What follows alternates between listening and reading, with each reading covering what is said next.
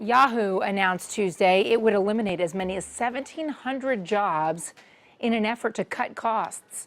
Investors have criticized Yahoo CEO Marissa Mayer for some calling this a last-ditch effort to turn the company around and to keep her job.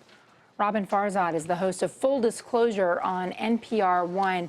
I mean, the headlines are brutal. They're saying she's laying off 1,700 people to save her own hide.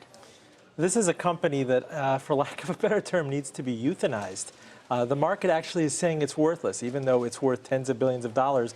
Literally all of that value is at stake in the Chinese internet giant Alibaba. When you look at the value of Yahoo, the stub we used to know and love back when we used to modem in 2000 and 2001, that's actually worthless by all accounts right now. So she's under tremendous pressure to offload what I think is 15% of her staff.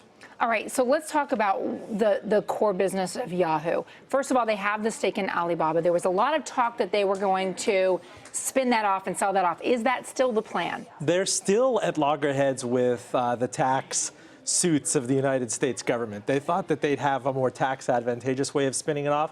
The IRS said, no, let's talk about that. So actually, the money that investors were expecting to get from that spin-off has been diminished.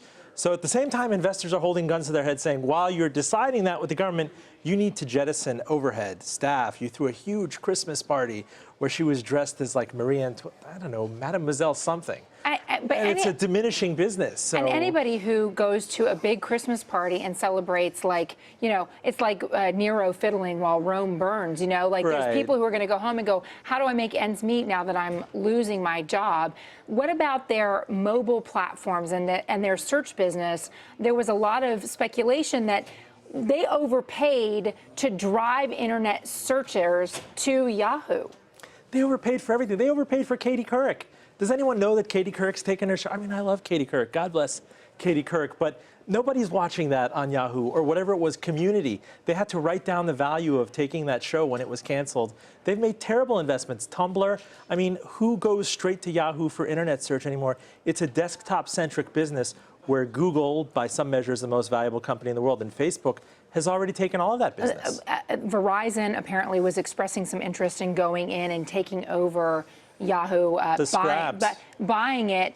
Why is the board not saying to Marissa Mayer, okay, let's really talk seriously about how we save what's left? Because then what's left at the end of the day? Finally, when you spit out, if it just becomes a glorified holding company for Alibaba, you have to lay off everyone else related to anything that's vestigial Yahoo.